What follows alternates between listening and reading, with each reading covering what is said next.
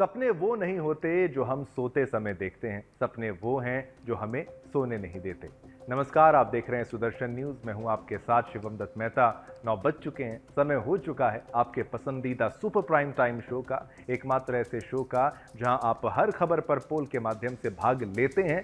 Social media platform x पर जाकर आप वोट करते हैं तो नतीजे हम आपको दिखाते हैं रोजाना जनमत में। और जनमत में आज भी बड़े मुद्दे आपके लिए लेकर आए हैं, जहां पर बात हम संभल की भी करेंगे। आपको बताएंगे कैसे वहां रंगाई पुताई के आड़ में क्या कुछ सच को छुपाने का षड्यंत्र चल रहा था, और यह भी बताएंगे कि क्या ग्लेशियर की तबाही के आने के पीछे कोई ठोस वजह थी या नहीं, अपडेट क्या है ये बताएंगे। फिर उसके साथ साथ आपको बताएंगे कि कैग यानी सीएजी की रिपोर्ट में क्या खुलासे हुए हैं और पूर्व केजरीवाल की सरकार पर क्या आरोप हैं। और उसी के साथ साथ पुणे में दुष्कर्मी जो आरोपी था दुष्कर्म का, उसको बड़े लंबे सर्च ऑपरेशन के बाद पकड़ लिया गया। तो ये मुद्दे थे जिनके बारे में मैं आपको आज बताने वाला हूं।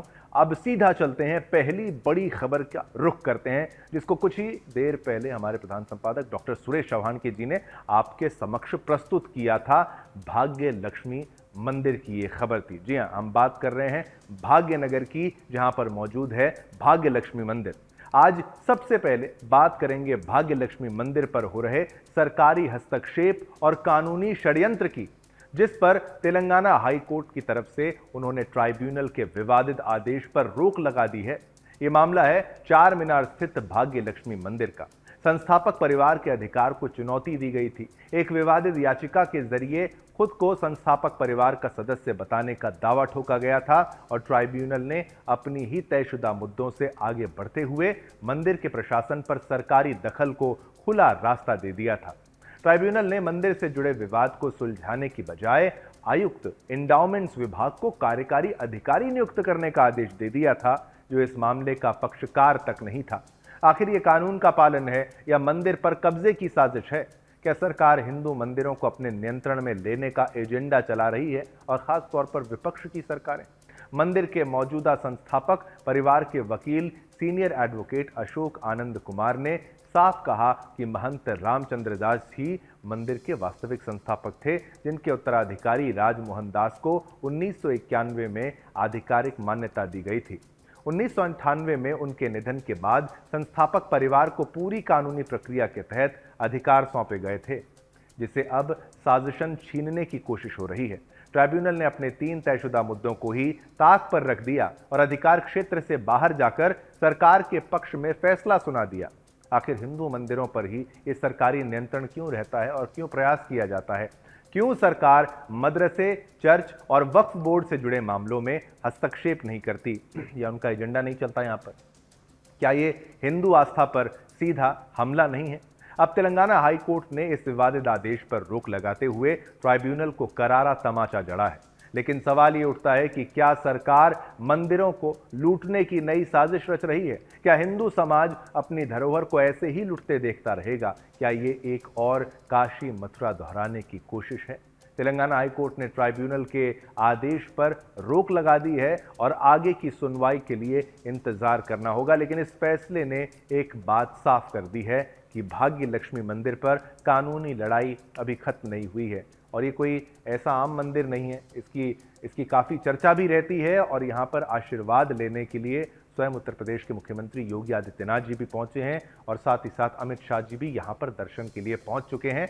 और इसको, ऐसे मंदिर को, ऐसे पुरातन सनातन मंदिर को विवादों में घेरने का प्रयास वहाँ के लोगों का एक षड्यंत्र भी हो सकता है, जो कि सनातन से चिढ़ते हैं, और साथ ही साथ मंदिर में दखल देना अब बिल्कुल सनातनी बर्दाश्त नहीं करेंगे। और इस फैसले का हम यानी सुदर्शन न्यूज़ तो स्वागत करते हैं कि भाई अब ट्राइब्यूनल के खिलाफ जो फैसला हाई कोर्ट की तरफ से आया है ये काबिले तारीफ है। चलिए, ये खबर भी हमने आपको बताई, विस्तार से समझाई, और सबसे पहले आपने इस खबर को केवल सुदर्शन न्यूज़ पर देखा। सनातन से जुड़ी हर खबर सबसे पहले हम आप तक पहुंचाते हैं। अब आगे रुख करेंगे, बात करेंगे संभल की। संभल के जामा मस्जिद को लेकर यानी प्रयागराज हाईकोर्ट, इलाहाबाद हाईकोर्ट का फैसला एक बार फिर धार्मिक और सांस्कृतिक विवादों की गहराई में जाने की ओर इशारा करता है। कोर्ट ने मस्जिद कमेटी की याचिका को खारिज करते हुए यह स्पष्ट किया कि मस्जिद के ढांचे में किसी प्रकार की रंगाई पुताई नहीं की जा सकती है। यह निर्णय भारतीय पुरातत्व सर्वेक्षण विभाग यानी ASI की रिपोर्ट के आधार पर लिया गया। जिसमें कहा गया था कि मस्जिद के ढांचे में कोई संरचनात्मक समस्या नहीं है जिससे रंगाई या मरम्मत की आवश्यकता हो। ये फैसला मात्र एक कानूनी प्रक्रिया का हिस्सा नहीं बल्कि सांस्कृतिक और धार्मिक धरोहर के संरक्षण की दिशा में एक महत्वपूर्ण कदम है। लेकिन सवाल ये उठता है कि आखिर मस्जिद कमेटी रंगाई पुताई की अनुमति क्यों चाहती है? ये ऐसे ही थोड़ी ना बोल देंगे हमें रंगाई पुताई करानी है। क्या ये कदम सिर्फ रमजान के मौके पर एक मजहबी स्थल को सजाने के उद्देश्य से था या फिर इसके पीछे कुछ और मंशाएं छिपी हुई थी? क्या रंगाई पुताई के माध्यम से ढांचे की पुरानी संरचनाओं को छिपाने की कोशिश की जा रही थी? यह हमारा प्रश्न है। या फिर कुछ ऐसे तत्वों को छिपाने की साजिश की जा रही थी जो भविष्य में विवाद का कारण बन सकते थे? भारत में धार्मिक स्थलों को लेकर संवेदनशीलता हमेशा से रही है और ऐसे मामलों में हर कदम को सूक्ष्मता से देखा जाता है। क्या मस्जिद की रंगाई पुताई के माध्यम से किसी ऐतिहासिक तथ्य या संरचनात्मक विशेषता को छुपाने का प्रयास किया जा रहा था जो भविष्य में विवादों का कारण बन सकता था? भारतीय पुरातत्व सर्वेक्षण यानी ASI की रिपोर्ट के आधार पर यह साफ होता है कि इस प्रकार की रंगाई पुताई की आवश्यकता नहीं थी और इस फैसले ने एक संभावित सांस्कृतिक साजिश को बेनकाब किया है। अगर इस रंगाई पुताई की अनुमति इसको दी जाती तो ये सवाल उठता था कि क्या इसके पीछे एक सांस्कृतिक और धार्मिक पहचान को फिर से आकार देने की कोशिश की जा रही थी? भारत जैसे विविधता से भरे समाज में ऐसे फैसले सांस्कृतिक इतिहास और धार्मिक स्थलों के संरक्षण के नाम पर अक्सर राजनीतिक और सामाजिक गतिरोधों का कारण बनते हैं। इसलिए ये कदम न केवल न्याय की दृष्टिकोण यानी न्यायिक दृष्टिकोण से महत्वपूर्ण है बल्कि ये इस बात का भी संकेत है कि देश में सांस्कृतिक धरोहर के संरक्षण में कोई भी समझौता नहीं किया जा सकता। लेकिन हमारे सवाल अभी भी यही हैं कि क्या रंगाई पुताई के पीछे सचमुच कोई मजहबी सजावट की आवश्यकता थी या फिर ये एक सुनियोजित साजिश थी जो किसी ऐतिहासिक सत्य या संरचनात्मक बदलाव को छुपाने की कोशिश कर रही थी? क्या ये कदम सिर्फ एक बाहरी रूप को बेहतर बनाने का प्रयास था या फिर इसके माध्यम से देश की सांस्कृतिक धरोहर को रौंदने की कोई गहरी मंशा थी? इलाहाबाद हाईकोर्ट यानी प्रयागराज हाईकोर्ट का ये फैसला सिर्फ एक कानूनी निर्णय नहीं बल्कि हमारी ऐतिहासिक और सांस्कृतिक धरोहर की सुरक्षा का भी एक मजबूत संदेश है। रंगाई पुताई के नाम पर अगर कुछ छुपाने की कोशिश की जाती तो न केवल वो धार्मिक स्थलों की शुद्धता पर सवाल उठाता बल्कि हमारे इतिहास को भी एक गहरी चोट पहुंचाता। इस मामले में सवाल सिर्फ रंगों का नहीं है बल्कि हमारे गौरवमयी अतीत को लेकर उठ रहे सवालों का है और इन सवालों के जवाब हमें तलाशने होंगे। अब इस पर हिंदू पक्ष के वकील विष्णु शंकर जैन का क्या कहना है वो प्रतिक्रिया भी आपको हम बाइट के माध्यम से सुनाते हैं, जरा ध्यान से सुनिएगा। न्यायिक आयोग ने मुझे जो 19 तारीख और 24 तारीख को घटना हुई है उसको एक्सप्लेन करने के लिए और अपना स्टेटमेंट देने के लिए बुलाया था। न्यायिक आयोग के सामने मैंने अपना स्टेटमेंट 19 तारीख और 24 तारीख की जो भी वहाँ पे हिंसा की घटना और जिस तरह से कमीशन की कार्रवाई में अवरोध पैदा किया गया वो सारी बातें मैंने न्यायिक आयोग के सामने अपना एक डिटेल्ड स्टेटमेंट दिया है। और अब न्यायिक आयोग की जो फाइनल जिसे कह सकते हैं कार्रवाई है उसका हम लोग को इंतज़ार रहेगा। नहीं, 24 नवंबर के सर्वे के दौरान हम लोगों ने ये देखा था भारी मात्रा में पथराव हो रहा था। जो उपद्रवी हैं वो हमारी तरफ आने की कोशिश कर रहे थे। उस दिन मैं आपको बताना चाहता हूँ कि पुलिस प्रशासन ने बहुत सूझबूझ का परिचय दिया और अगर पुलिस प्रशासन मौजूदा नहीं रहता या अच्छी बल या संख्या में तैनात नहीं रहता तो उस दिन हम में से कोई भी बच के वापस नहीं आ पाता। वहाँ पे फायरिंग की भी हम लोग ने आवाज़ सुनी, आगजनी हुई, गाड़ियाँ जलाई गई, मोटरसाइकिल जलाई गई और पुलिस प्रशासन ने आंसू गैस का भी प्रयोग किया। तो काफ़ी भारी मात्रा में एक तरह से वो हिंसा का पूरा एरिया बना हुआ था और सिर्फ बड़ी मुश्किल से हम लोग वहाँ से अपनी जान बचा के उस दिन 24 तारीख को निकल पाए। जुडिशियल कमेटी के सामने दर्ज कराया है और जो भी हिंसा की घटना हुई थी 19 तारीख को और 24 तारीख को या जो भी परिस्थितियाँ डेवलप हुई थी दोनों दिन उसके बारे में जुडिशियल कमेटी ने मुझे बुलाया था और मैंने अपने जो भी स्टेटमेंट्स हैं वो जुडिशियल कमेटी के समक्ष दर्ज कराया। सर क्या हुआ था उस दिन जब आप वहाँ मस्जिद में थे? नहीं, भारी मात्रा में हिंसा हुई थी 24 तारीख को और हिंसा का आलम ये था कि स्थिति काफ़ी आउट ऑफ कंट्रोल जा रही थी। वहाँ पे फायरिंग की हमने आवाज़ सुनी। चलिए, खबर को हमने आपको विस्तार से समझाया। इस खबर पर क्योंकि कार्यक्रम का नाम जनमत है और जनमत में हम आपसे प्रश्न पूछते हैं और आपका मत दिखाते हैं, आपका वोट दिखाते हैं। पोल हमने रखा सोशल मीडिया प्लेटफॉर्म एक्स पर। सवाल था, रंगाई की आड़ में छिपी है साजिश, 98% सोचिए, जनता हमसे ज़्यादा बेहतर समझती है, वो कह रही है 98% कह रहे हैं कि रंगाई पुताई की आड़ में छिपी है झूठ और साजिश, यानी साजिश छुपा है। चलिए उत्तराखंड के चमोली की, जहां ग्लेशियर के टूटने से भारी तबाही का मंजर देखने को मिला।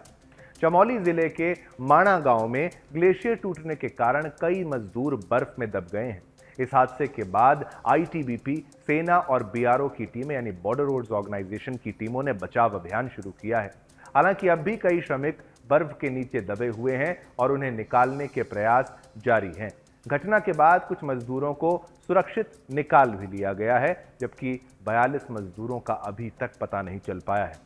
लेकिन इस घटना के बीच एक बड़ा सवाल उठ रहा है कि जब मौसम विभाग ने 28 फरवरी को ऊंचाई वाले क्षेत्रों में भारी बर्फबारी का अलर्ट जारी किया था, तो उस दौरान काम कर रही कंपनी ने मजदूरों की सुरक्षा के प्रति लापरवाही क्यों बरती? इस हादसे के दौरान करीब 57 श्रमिक हिमस्खलन की चपेट में आ गए। माना जा रहा है कि यदि ये घटना दिन के समय होती तो मजदूरों को जान बचाने का मौका मिल सकता था। अब हालत यह है कि इस घटना की वजह से रेस्क्यू ऑपरेशन में समस्याएं आ रही हैं। खराब मौसम और कम विजिबिलिटी यानी देख ना पाने की समस्या, रात का समय कम विजिबिलिटी के कारण हेलीकॉप्टर सेवाएं उपलब्ध नहीं हो पाई हैं। इसके अलावा घटनास्थल से करीब 20 किलोमीटर तक बर्फ ही बर्फ फैली हुई है, जिससे रेस्क्यू कार्य में कठिनाइयां उत्पन्न हो रही हैं। बॉर्डर रोड्स ऑर्गेनाइजेशन कमांडेंट के अनुसार 15 श्रमिकों को सुरक्षित निकाल लिया गया है, लेकिन 42 श्रमिक जो है अभी भी लापता हैं, उनका पता नहीं चल पा रहा है। मौजूदा स्थिति और राहत कार्य की बात करें तो सेना और आईटीबीपी के जवानों के अलावा स्थानीय प्रशासन और वायुसेना भी राहत कार्य में जुटे हैं। 5 और व्यक्तियों को सुरक्षित निकाला गया है, जिनमें से 3 घायल हैं और उन्हें सैन्य अस्पताल माणा में भर्ती कराया गया है। राहत कार्य में लगे जवानों ने कहा है कि खराब मौसम के कारण ड्रोन ऑपरेशन भी फिलहाल संभव नहीं हो पा रहा है। अब इस पूरे मामले पर उत्तराखंड के मुख्यमंत्री यानी पुष्कर सिंह धामी ने इस घटना पर दुख जताया है और भगवान बद्री विशाल जी से सभी श्रमिकों के सुरक्षित होने की प्रार्थना की है। उन्होंने राहत कार्य की लगातार निगरानी की बात भी कही। वहीं चमोली हिमस्खलन घटना पर एनडीआरएफ महानिदेशक पीयूष आनंद ने क्या कुछ कहा है, वो प्रतिक्रिया भी आपको हम बाइट के माध्यम से सुनाते हैं। जरा ध्यान से सुनिएगा उनका क्या कहना है।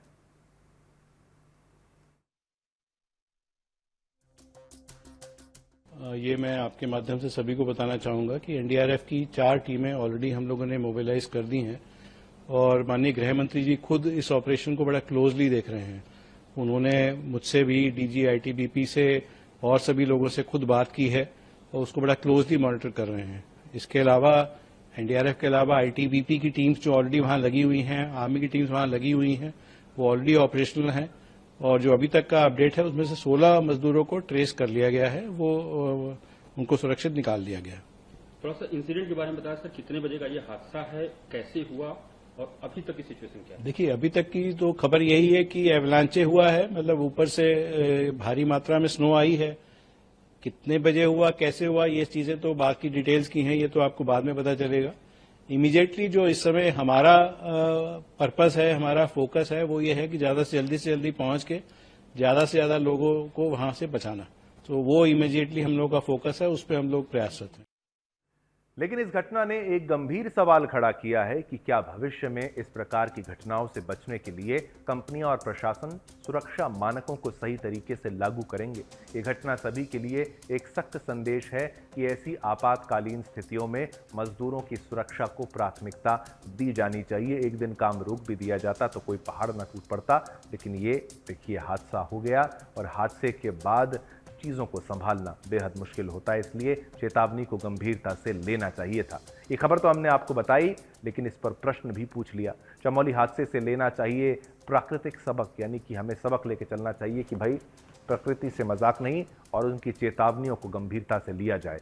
97% लोगों ने कहा हाँ, 3% लोगों ने कहा ना। बहुमत ये मानता है कि भाई प्रकृति की हर इशारे को प्रकृति के गंभीरता से लेना चाहिए। देश की राजधानी दिल्ली की, देश की राजधानी होने के नाते दिल्ली की जनता के लिए स्वास्थ्य और शिक्षा जैसी बुनियादी सुविधाएं हमेशा से अहम रही हैं।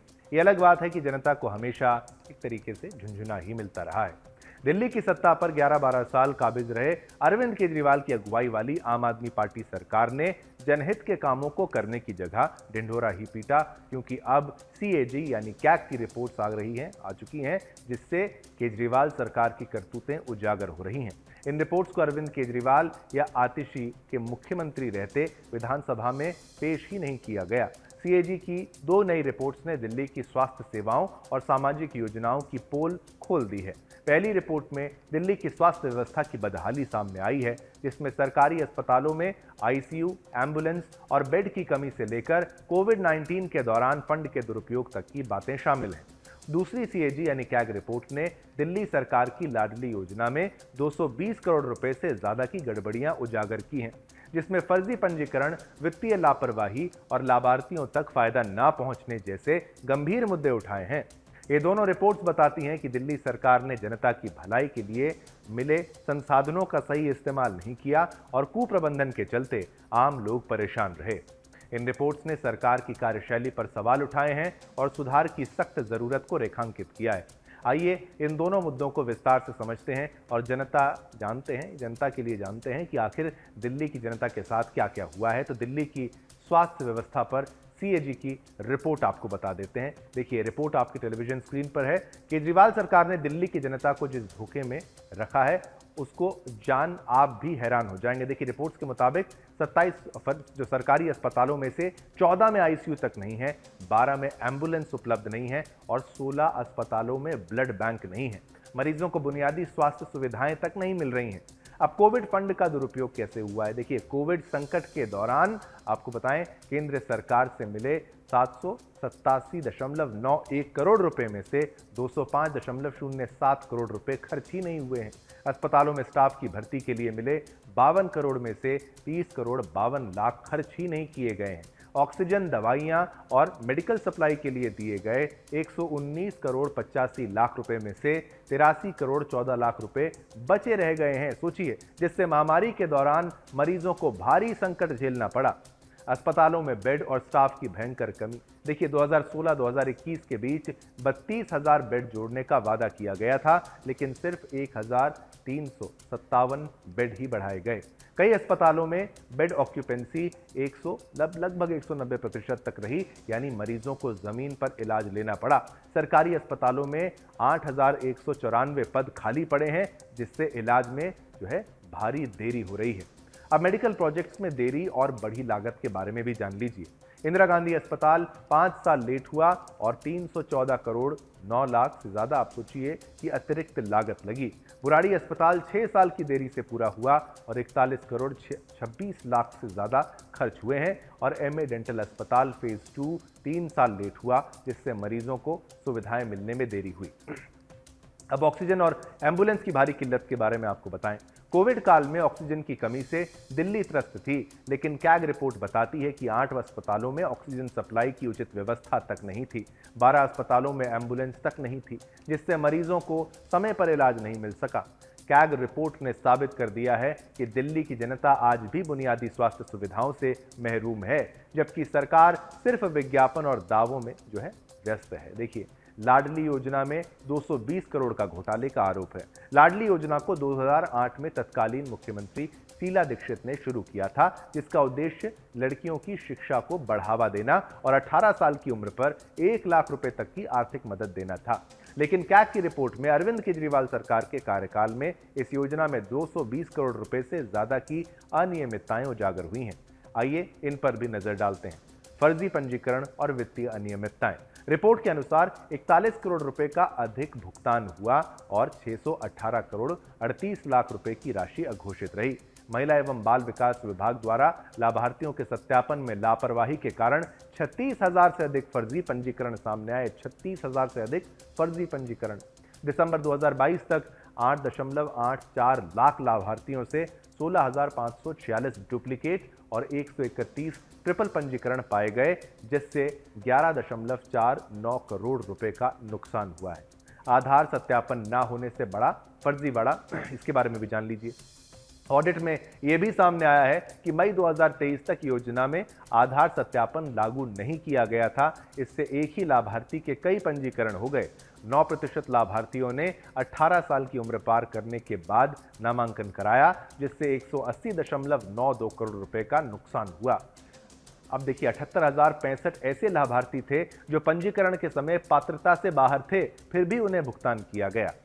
अब जरूरतमंदों तक कैसे नहीं पहुंचा पैसा, इसके बारे में जान लीजिए। दिल्ली में 8.84 लाख लाभार्थियों में से 4.9 लाख यानी 55% पात्र होते हुए भी योजना का लाभ नहीं ले सके। 18 से 20 वर्ष के 1.26 लाख लाभार्थियों के 236.03 करोड़ रुपए, 20 से 26 वर्ष के 1.18 लाख लाभार्थियों के 224.56 करोड़ रुपए और 26 वर्ष से ऊपर की 77,000 लड़कियों के 157 करोड़ 78 लाख रुपए अब तक वितरित नहीं हुए हैं। अब योजना के पंजीकरण में भारी गिरावट के बारे में भी जान लीजिए। लाडली योजना में पंजीकरण की संख्या में लगभग 70% की गिरावट आई है। 2009 से 10 में 1,39,773 लाभार्थी पंजीकृत हुए थे, जो 2020-21 में घटकर सिर्फ 43,415 रह गए। जन्म के समय पंजीकरण भी 23,871 से घटकर मात्र 3,153 हो गया। अब कैग की दोनों रिपोर्ट्स ने दिल्ली सरकार यानी पूर्व दिल्ली सरकार की कार्यप्रणाली पर बड़ा सवालिया निशान खड़ा कर दिया है। स्वास्थ्य सेवाओं में सुविधाओं की कमी और कोविड फंड की बर्बादी से लेकर लाडली योजना में फर्जीवाड़ा और लापरवाही तक, ये सब दिखाता है कि जनता के हितों को कितना नजरअंदाज किया गया। दिल्ली की जनता ने इन कमियों की भारी कीमत चुकाई है, चाहे वो इलाज के लिए तरसना हो या शिक्षा के लिए मदद न मिलना हो। हालांकि आम आदमी पार्टी ये कह रही है कि ये जो रिपोर्ट है ये बीजेपी की तरफ से दी जा रही है, इसमें हमारी कोई भी तारीफ बिल्कुल नहीं की जा सकती। इसकी उनको पहले से उम्मीद तक नहीं थी, लेकिन जो खुलासे हुए हैं वो सभी के सामने हैं और वो खुले मंच में है और अब इस पर कार्रवाई कुछ ना कुछ होगी। क्या होगी ये आने वाला वक्त बताएगा, लेकिन हमारा जो फर्ज था खबर दिखाना, हमने आपको दिखाई और एक प्रश्न पूछा पोल के माध्यम से सोशल मीडिया प्लेटफॉर्म एक्स पर, जो कि आपके टेलीविजन स्क्रीन पर कुछ ही पलों में आ जाएगा। अपने कार्यकाल में केजरीवाल ने किया दिल्ली को बर्बाद। 97% लोगों ने कहा हां, 3% ने कहा ना। महाराष्ट्र में पुणे पुलिस ने रेप केस में शुक्रवार को एक आरोपी को पकड़ लिया है, जिसने 26 साल की एक युवती के साथ स्वारगेट बस स्टेशन पर एक बस में रेप किया था। पुलिस ने आरोपी दत्तात्रेय गाडे को पुणे पुलिस ने देर रात शिरूर तहसील से पकड़ा है, पर इस आरोपी को पकड़े जाने की इसकी कहानी जो है वो बड़ी दिलचस्प है। 72 घंटे से 100 से ज्यादा पुलिसकर्मी, सोचिए 72 घंटे और 100 से ज्यादा पुलिसकर्मी इस आरोपी की तलाश कर रहे थे और उसकी एक गलती से पुलिस को इस केस में बड़ी कामयाबी हाथ लगी है। बताया जा रहा है कि आरोपी दत्तात्रेय गाडे को पकड़ने में ग्रामीणों की अहम भूमिका रही, क्योंकि आरोपी की तलाश में हर जगह छापेमारी करी जा रही थी, लेकिन वो 45 घंटे से पुलिस टीम को चकमा दे रहा था। पुणे शहर और पुणे ग्रामीण पुलिस ने गुनट गांव में तलाशी शुरू की, जिसमें गन्ने के खेतों में ड्रोन और डॉग स्क्वाड का इस्तेमाल किया गया। अधिकारियों ने बताया कि 100 से ज्यादा पुलिसकर्मी गांव में पहुंचे, पर इसके बाद भी पुलिस के हाथ खाली थे, क्योंकि आरोपी पुलिस को चकमा देकर कभी गन्ने के खेतों में छिप जाता तो कभी कनोला के खेतों में छिप जाता। अब इसको कैसे पकड़ा गया आरोपी को, ये आपको बताते हैं। पुलिस का कहना है कि आरोपी गुनात गांव के गन्ने के खेतों में छिपा था, लेकिन पुलिस द्वारा चलाए गए तलाशी अभियान के कारण वो ज्यादा देर तक छिपा नहीं रह सका, इसलिए वो अपने छिपने की जगह बार बार बदलता रहा। 2 दिन से गन्ने में छिपे आरोपी को खाना नहीं मिला था, इसलिए रात को अपने रिश्तेदारों के घर पानी पीने गया। इसी दौरान गांव के लोगों ने इसकी सूचना पुलिस को दे दी और आरोपी को पुलिस टीम ने धर दबोचा। अब आरोपी ने रिश्तेदार से क्या कहा था ये भी आपको बता देते हैं। आरोपी दत्तात्रेय गाडे को रात करीब 10:30 बजे अपने एक रिश्तेदार महेश बहरिन के घर वो पहुंच गया था। उसने उस समय कबूल किया कि उसने कुछ गलत किया है और वो पुलिस के सामने आत्मसमर्पण करना चाहता है। उसने अपने रिश्तेदारों से कहा कि वो अब और सहन नहीं कर सकता, उसने गलती की है। फिर वो पानी की बोतल लेकर गन्ने के खेत में वापस चला गया। वहां से वो रात में पानी की नहर के पास सोता हुआ मिला। गांव के एक युवक ने आरोपी को पकड़ा, लगातार जगह बदलते हुए देखा और इधर उधर भागते समय गांव के एक युवक की नजर उस पर पड़ गई। गणेश गौहाणे ने खुद दावा किया है कि गणेश गव्हाणे नामक युवक ने कुछ दोस्तों के साथ मिलकर उसे पकड़ लिया और पुलिस को सूचना दी और आरोपी को तब जाके पकड़ा जा सका पुलिस के द्वारा। अब मामला क्या था वो भी आपको बता देते हैं। मंगलवार सुबह करीब 5:30 बजे उसने स्वरगेट बस स्टैंड पर युवती के साथ दुष्कर्म किया था। उसने ग्रामीण क्षेत्र में घूमने जा रही युवती को मीठी मीठी बातों में फंसाकर अपने जाल में फंसा लिया। उसने डिपो में खड़ी शिवशाही बस में युवती के साथ बलात्कार किया। इसके बाद आरोपी स्वारगेट से भागकर गांव चला गया। घटना के बाद वो करीब 10 से 12 घंटे तक गांव में ही रहा। इस बीच उसने गांव के कीर्तन में भी भाग लिया, लेकिन जैसे ही घटना की खबर टीवी पर आई और उसने अपना नाम उस पर देखा और फोटो देखी तो वो घर से चला गया। लेकिन अंततः पुलिस ने 100 पुलिस वालों से अधिक की टीम ने ड्रोन का इस्तेमाल कर खोजी कुत्तों का इस्तेमाल करते हुए आरोपी को अंततः पकड़ ही लिया। लेकिन बात यही है कि भाई इतना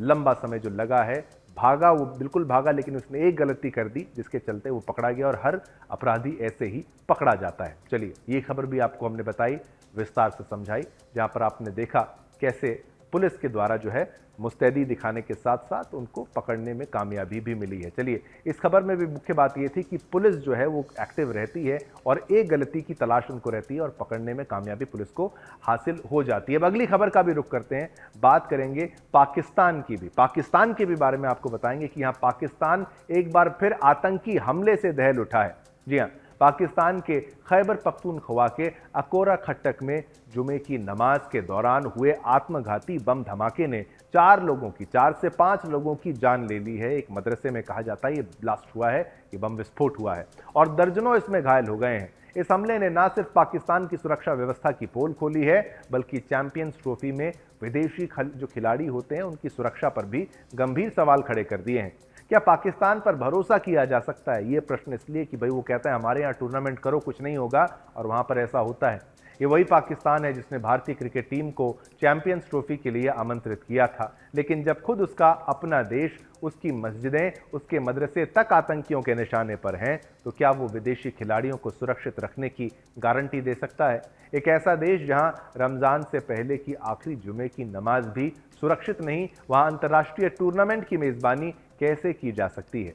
आतंकिस्तान में चैंपियंस ट्रॉफी का ये आयोजन हुआ था और ये मजाक नहीं है तो क्या है, ये कोई पहला मौका नहीं है जब पाकिस्तान में इस तरह की वारदात हुई हो।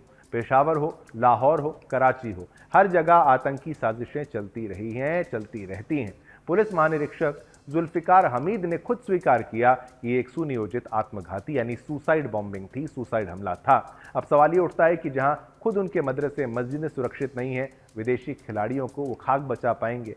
अब क्या भारतीय टीम को पाकिस्तान जाने का जोखिम उठाना चाहिए? देखिए, पाकिस्तान लगातार भारत को चैंपियंस ट्रॉफी में भाग लेने के लिए मनाने की कोशिश कर रहा है, लेकिन यह बम धमाका दिखाता है कि वहां सुरक्षा नाम की कोई चीज नहीं है। क्या भारत अपनी टीम को एक ऐसे देश में भेज सकता है? सोच भी सकते हैं क्या हम, जहां कभी भी कोई आत्मघाती हमला हो सकता है? क्या बीसीसीआई और आईसीसी इस खतरे को नजरअंदाज कर सकते हैं? बिल्कुल नहीं, ऐसा बिल्कुल भी नहीं हो सकता। ये खेल नहीं, पाकिस्तान जो है वो खेल के लिए नहीं जाना जाता, खेल उसकी पहचान नहीं है, आतंक उसकी पहचान है। पाकिस्तान की हकीकत यही है, यहाँ खेल से ज़्यादा आतंक की नीतियाँ बनाई जाती हैं। एक तरफ दुनिया को चैंपियंस ट्रॉफी का झांसा, दूसरी तरफ आतंकियों का खुला राज। ये देश आज भी आतंकवाद को पाल पोस कर अपने पड़ोसियों के खिलाफ इस्तेमाल करता है, लेकिन अब वो खुद भी इसकी आग में जल रहा है। अब अंतर्राष्ट्रीय समुदाय को अब एक फैसला लेना होगा। चैंपियंस ट्रॉफी सिर्फ एक टूर्नामेंट नहीं, बल्कि खिलाड़ियों की सुरक्षा का भी मामला है। आईसीसी और बाकी क्रिकेट बोर्ड्स को यह समझना होगा कि एक देश जो खुद अपने नागरिकों को सुरक्षित नहीं रख सकता, वो अंतर्राष्ट्रीय खिलाड़ियों को कैसे सुरक्षित रखेगा। भारत समेत सभी टीमों को इस मुद्दे पर खुलकर बोलना चाहिए और आईसीसी को पाकिस्तान से चैंपियंस ट्रॉफी की मेजबानी छीन लेनी चाहिए।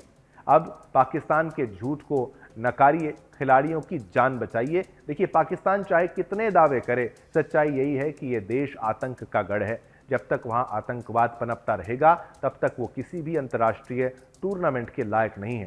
सवाल सिर्फ भारत का नहीं, सवाल पूरी दुनिया का है। क्या आप एक ऐसा देश जहां पर अपने खिलाड़ियों को भेजेंगे? क्या आप भेज सकते हैं जहां मस्जिदें तक महफूज नहीं हैं? अब समय आ गया है कि पाकिस्तान को बेनकाब किया जाए और उसकी खेल राजनीति का पर्दाफाश किया जाए। चलिए ये खबर भी हमने आपको विस्तार से बताई कि कैसे वहाँ पर ये ब्लास्ट हुआ, ये आपस में ही सेफ नहीं है और आपस में एक दूसरे को सुरक्षित नहीं रख पाते हैं। अब चलिए आगे बढ़ेंगे, अगली खबर का रुख करते हैं। अब बात करेंगे डोनाल्ड ट्रंप की। डोनाल्ड ट्रंप ने अब क्या किया है, ये बहुत महत्वपूर्ण है। इस विषय को कई बार हमने उठाया है। टैक्स की बात करेंगे, टैरिफ की बात करेंगे, लेकिन इसमें एक पर्सनल टच भी है। अमेरिकी राष्ट्रपति डोनाल्ड ट्रंप ने एक बार फिर टैरिफ एक्शन यानी टैक्स एक्शन की शुरुआत कर दी है। उन्होंने चीन पर अतिरिक्त 10% टैरिफ लगाने की घोषणा की है। वहीं कनाडा और मेक्सिको पर भी कड़ा रुख अपनाते हुए 25% टैरिफ लगाने का फैसला लिया है। इससे पहले इन दोनों देशों को राहत दी गई थी, लेकिन अब बढ़ती ड्रग्स तस्करी को देखते हुए ट्रंप ने यह सख्त कदम उठाया है। बता दें कि अमेरिका में बड़े पैमाने पर ओपियोइड फेंटानिल नाम का खतरनाक ड्रग पहुंच रहा है, वो आता है वहां पर, जिसे लेकर राष्ट्रपति ट्रंप ने नाराजगी जाहिर की है। उनका कहना है कि यह स्थिति अस्वीकार्य है और इसे हर हाल में रोका जाएगा। अमेरिकी अधिकारियों का कहना है कि इन देशों से हो रही अवैध ड्रग सप्लाई को रोकने के लिए ये कदम उठाया गया है। अब चीन को लेकर ट्रंप का रवैया हमेशा से कड़ा रहा है। इस बार उन्होंने चीन पर लगाए हैं आरोप कि टैरिफ को जो उन पर पहले भी टैरिफ लगाए थे उनको दोगुना करते हुए 10% कर दिया है। ट्रंप का दावा है कि अमेरिका में आने वाले अधिकतर फेंटानाइल ड्रग्स का निर्माण चीन में होता है। सोचिए, चीन में ड्रग्स बनती है और वहीं से इसकी सप्लाई की जाती है। उन्होंने चेतावनी दी है कि अगर इन देशों से ड्रग्स की तस्करी नहीं रुकी तो 4 मार्च से नए टैरिफ लागू किए जाएंगे। ट्रंप ने खासतौर पर फेंटानाइल जैसी घातक ड्रग्स को रोकने के लिए सख्त कार्रवाई का संकल्प लिया है और इस मुद्दे पर चीन को चेतावनी भी दे डाली है। बता दें कि ट्रंप प्रशासन ने पहले भी इन देशों पर टैरिफ लगाए थे, लेकिन 4 फरवरी को इसे 30 दिनों के लिए रोक दिया गया था। इसका कारण ये था कि कनाडा और मेक्सिको ने सीमा सुरक्षा को मजबूत करने और ड्रग्स तस्करी रोकने के लिए नए कदम उठाने का वादा किया था। उन्होंने कहा था कि इस खतरनाक ड्रग के कारण पिछले 1 साल से अधिक जो है 1 लाख से पिछले 1 साल में अब सोचिए 1 लाख से अधिक लोगों की मौत हुई थी। कनाडा के प्रधानमंत्री जस्टिन ट्रूडो के साथ बातचीत के बाद ट्रंप ने संतोष जताया कि कनाडा ने ड्रग सप्लाई रोकने के लिए कई सख्त कदम उठाने का वादा किया है। अब इसमें शामिल क्या है ये आपको बता देते हैं। ड्रग सप्लाई नियंत्रण के लिए विशेष अधिकारियों की नियुक्ति की गई। फेंटानाइल को आतंकवाद से जुड़ी श्रेणी में सूचीबद्ध करना भी एक अमेरिका का फैसला और साथ ही साथ 2400 घंटे सीमा निगरानी लागू करना और संगठित अपराध के खिलाफ संयुक्त बल बनाना।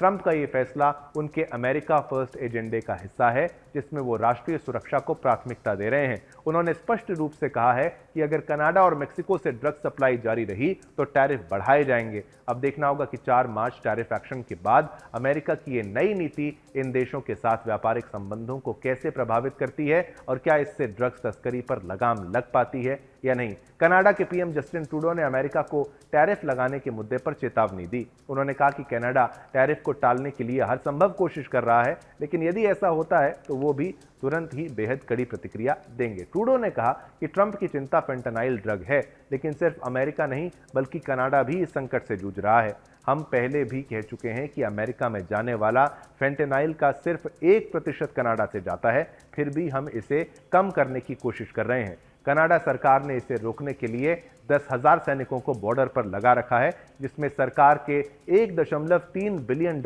खर्च हो रहे हैं। तो आप ये देखिए, ये खबर इस तरीके से है, लेकिन इसमें मुख्य बात यह है ड्रग्स के खिलाफ डोनाल्ड ट्रंप का एक्शन जारी है और डोनाल्ड ट्रंप एक ऐसे नेता हैं जो जब भी किसी बच्चे से मिलते हैं वो उसको एक ही उससे वादा लेते हैं। ये उससे कहते हैं कि ना तुम कभी शराब पियोगे, वादा करो, ना तुम कभी सिगरेट पियोगे, ये वादा करो। और आपको जानकर ये हैरानी होगी, ये केवल हमने आपको बताया है। डोनाल्ड ट्रंप एक ऐसे व्यक्ति हैं, इतने अमीर होने के बाद भी उनके अंदर कोई ऐब नहीं है, ना वो शराब पीते हैं, ना वो सिगरेट पीते हैं और कोई भी उनके अंदर ऐप कोई नशा वो नहीं करते हैं। और एकमात्र ऐसे राष्ट्रपति के रूप में जिन्होंने ड्रग्स को आतंकवाद की श्रेणी में डालने का साहस दिखाया है, और कोई और होता तो शायद ये ना कर पाता। इसीलिए ये जो टैरिफ है इसका स्वागत करना चाहिए। ये केवल इस मामले को लेकर लगाया गया है कि जहां जहां पर ड्रग्स बनाए जाएंगे उन पर हम रेसिप्रोकल टैक्स जो है वो लगाएंगे, जिस पर चीन पर सबसे बड़ा हमला किया जाता है। चीन में बहुत सी चीज़ें बनती हैं, उसमें कुछ गलत चीज़ें भी बनती हैं और ख़ास तौर पर कनाडा की तरफ से इस बात की सहमति कि हमारे यहाँ से 1% जो ड्रग्स है आपके यहाँ पर जाता है, ये इस बात की ओर इशारा करता है कि फेंटानाइल उनके यहाँ पर बनता था और वो एक्शन की बात करते हैं, एक्शन लेने का दावा करते हैं। लेकिन ट्रंप एक सख्त मिजाज के व्यक्ति हैं, एक सख्त प्रेसिडेंट हैं, जैसे कि एक राष्ट्रवादी व्यक्ति को होना चाहिए,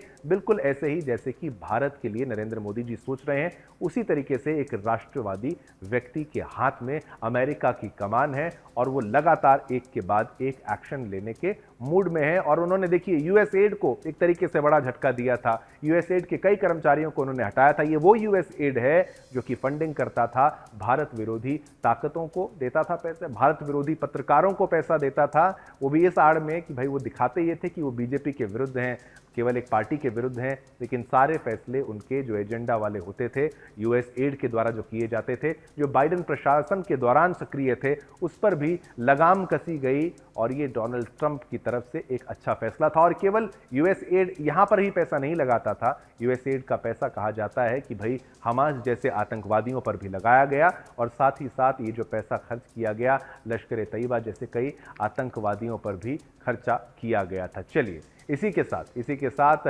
आगे दीजिए, समय इतनी ही अनुमति देता है आपके साथ संवाद करने की। कल फिर आएंगे, नए मुद्दे आपके लिए लेकर आएंगे। तब तक के लिए मेरी तरफ से आप और मेरी पूरी टीम की तरफ से आप सभी को जय हिंद, जय भारत, जय हिंदुस्तान।